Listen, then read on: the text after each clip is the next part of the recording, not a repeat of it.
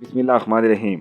अज़ीज़ दोस्तों, आज की ये मालूमाती वीडियो स्पेशल आपके लिए है और बात करेंगे, जैसा कि आप लोग जानते हैं कि हर घर में दूध मुख्तलिफ शक्लों में इस्तेमाल होता है। तो साइंस के नज़दीक भी दूध की क्या हकीकत है और घर में कौन सा दूध ज़्यादा बेहतर रहेगा, छोटे बच्चों के लिए कौन सा दूध बेहतर रहेगा।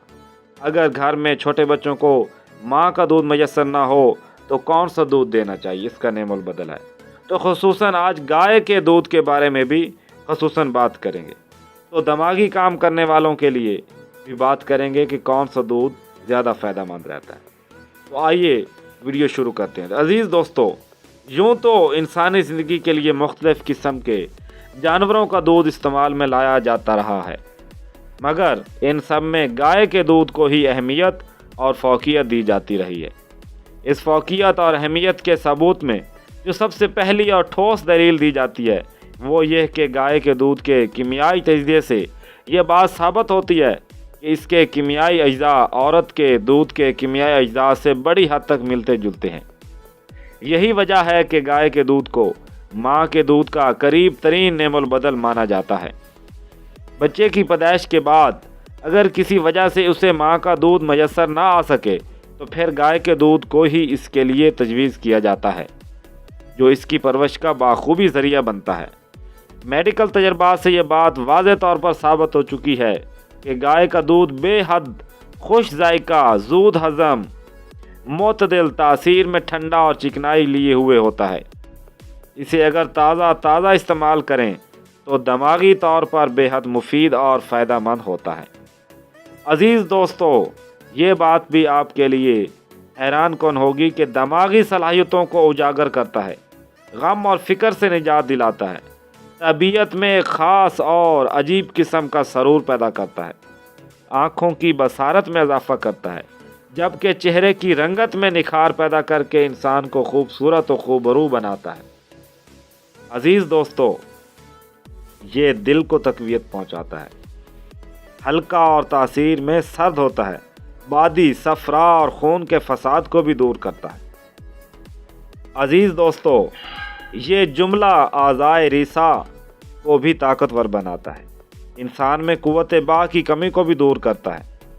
ये इंसान में चुस्ती, फुर्ती और बशाशत लाता है। तो एक माहिरीन का ये भी कहना है कि गाय का दूध बेहद सेहत बख्श और दिमाग के लिए कुव्वत बख्श होता है। सेहत से मुतल्लक अक्सर पुरानी किताबों में गाय के दूध की बहुत ज़्यादा अहमियत और तारीफ़ की गई है। इसके मुकाबले में दूसरे जानवरों ख़ुसूसन भैंस के दूध का बहुत कम जिक्र किया गया है। इनके नामों में भी गवाला या गोजर वगैरह के नाम अक्सर सुनने पढ़ने में आते हैं, जबकि भैंस पाल वगैरह कहते कभी नहीं सुना गया। इससे भी ज़ाहिर होता है कि शुरू ही से गाय और इसके दूध को बहुत अहमियत हासिल रही है। अज़ीज़ दोस्तों, ये बात अपनी जगह पे दुरुस्त होगी कि ज़्यादा जिस्मानी मुशक्क़त करने वालों के लिए भैंस का दूध वाक़या मुफीद और कारआमद होता है, मगर हल्का और दिमागी काम करने वालों के लिए बिलाशुबा गाय का दूध ही ज़्यादा फ़ायदेमंद होता है। गाय की निस्बत भैंस अमूमन गर्मी से बहुत जल्द घबरा जाती है। शायद यही वजह है कि वो हमेशा कीचड़ और गीली मिट्टी में लथपथ रहना ज़्यादा पसंद करती है। इसमें गुस्सा भी बहुत ज़्यादा होता है। बड़े बूढ़ों की ये कहावत भी गालबन यहीं से बनी होगी कि तुम क्या मेरी तरफ भूरी भैंस की तरह देख रहे हो। अज़ीज़ दोस्तों, ये जो मुहावरा है, इससे हम ये भी अक्स कर सकते हैं कि जो गाय का दूध है इसमें तासीर ठंडी होती है, ये इंसानों के लिए बहुत ज़्यादा फ़ायदेमंद है। लिहाजा इन तमाम चीज़ों का असर इसका दूध पीने वालों पर भी यकीनन पड़ता होगा, यानी इनका दिमाग सुस्त पड़ जाता होगा जो भैंस का दूध पीते हैं, और वो बहुत जल्द गर्मी से घबरा जाते हैं।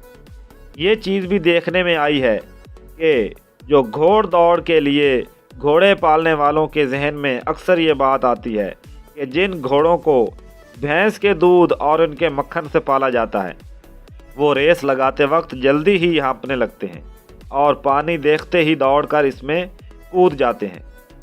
इसलिए घोड़ों के سائنس اب انہیں گائے کا دودھ پلا کر پرورش کرتے ہیں۔ تو اس کے علاوہ ایک اور جو ہیں وہ ڈاکٹر وہ یہ لکھتے ہیں کہ دودھ سے متعلق جو بڑی معلومات ہیں، واقفیت ہے، تو اس کے مطابق جن والدین کو اپنی اولاد کی بھلائی اور بہتری کا خیال ہے وہ اپنے بچوں کو بھینس کا دودھ ہرگز استعمال نہ کروائیں۔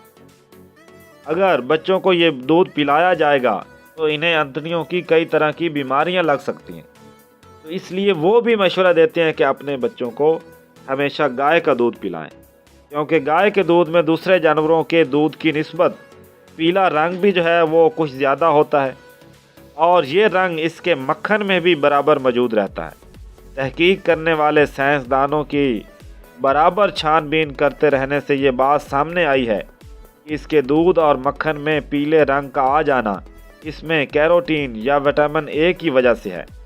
یہ چیز دودھ، مکھن اور انڈوں کی زردی اور تھوڑے سبز پتوں کو چھوڑ کر اور کسی دوسری چیز میں موجود نہیں ہوتی، لیکن زندگی اور تندرستی کے لیے اس کی بے حد اور اشد ضرورت ہوتی ہے۔ اس کے نہ ملنے کی وجہ سے انسانی جسم کی نشو و نما رک جاتی ہے اور اس میں کئی ایک خطرناک بیماریوں کے پیدا ہو جانے کا اندیشہ بھی رہتا ہے، جبکہ بھینس کے دودھ میں سفید رنگ کی وجہ سے اس چیز کے موجود ہونے کی گنجائش کم رہ جاتی ہے۔ اس کے علاوہ گائے کے دودھ میں جو ایک اور چیز خاص طور پر پائی جاتی ہے وہ ہے وٹامن ڈی۔ عزیز دوستو، اس وٹامن ڈی کی وجہ سے جب گائے دھوپ میں گھاس وغیرہ چرتی اور ادھر ادھر گھومتی پھرتی ہے تو سورج کی شعاؤں کے ذریعے غیر معمول طریقے سے قدرتی طور پر دودھ پیدا کرنے والے گلینڈز میں کھائے ہوئے چارے سے وٹامن ڈی الگ ہو کر دودھ کی صورت میں دودھ ہی میں مکس ہو جاتا ہے، اور وٹامن اے کی طرح یہ وٹامن ڈی بھی صحت کے لیے نہایت ہی ضروری ہوتا ہے۔ عزیز دوستو، اگر یہ مناسب مقدار میں انسانی جسم کو میسر نہ آ سکے تو اس کی کمی کی وجہ سے انسانی جسم میں ہڈیوں کو طرح طرح کی خطرناک اور پیچیدہ بیماریاں لگ جانے کا شدید خطرہ پیدا ہو سکتا ہے۔ انسانی چہرے پر بے رونقی اور زردی سی نمایاں ہو جاتی ہے۔ یہیں سے غالباً ڈاکٹروں نے یہ رائے بھی اخذ کی ہے کہ جو عورتیں اپنے چہرے کو پردہ کی خاطر ہر وقت کپڑے سے ڈھانپے رہتی ہیں، ان کی کمزور صحت اور زرد چہرے کا سبب بھی غالباً سورج کی کرنیں ہی ہیں، جس کی وجہ سے وہ وٹامن ڈی سے محروم رہتی ہیں۔